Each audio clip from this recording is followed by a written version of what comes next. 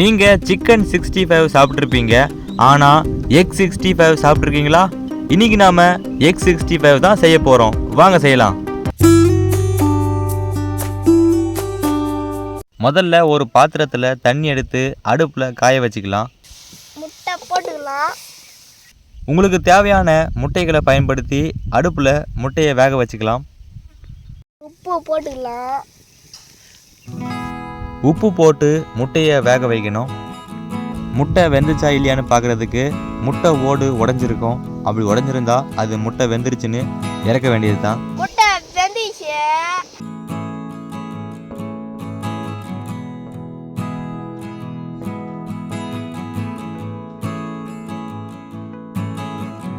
Cornflour மாவு போட்டுக்கலாம். 65 மசாலா கொஞ்சம் போட்டுக்கலாம். முட்டை குழம்பு மசாலா கொஞ்சம் போட்டுக்கலாம். மிளகாய்த்தூள் சிறிதளவு பயன்படுத்திக்கலாம்.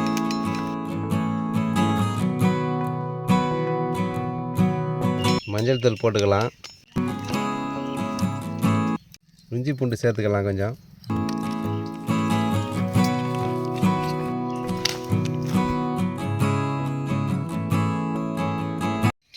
நுணுக்குன உப்பு சேர்த்துக்கலாம். தயிர் கொஞ்சம் ஆட் பண்ணிக்கலாம்.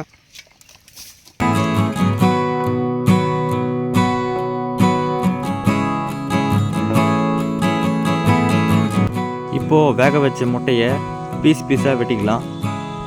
ஒரு முட்டையை 4 துண்டாக வெட்டினா போதும், அதுக்கு மேலே வெட்ட தேவையில்ல.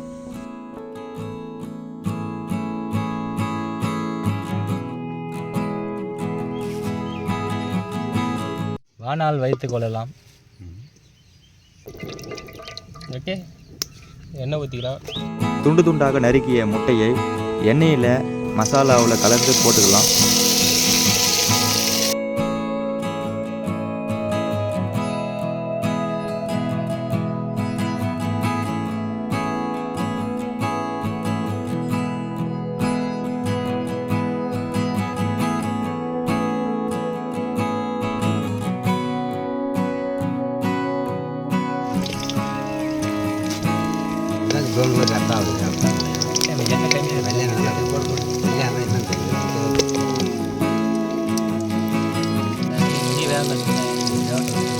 அதான் வெந்துச்சு.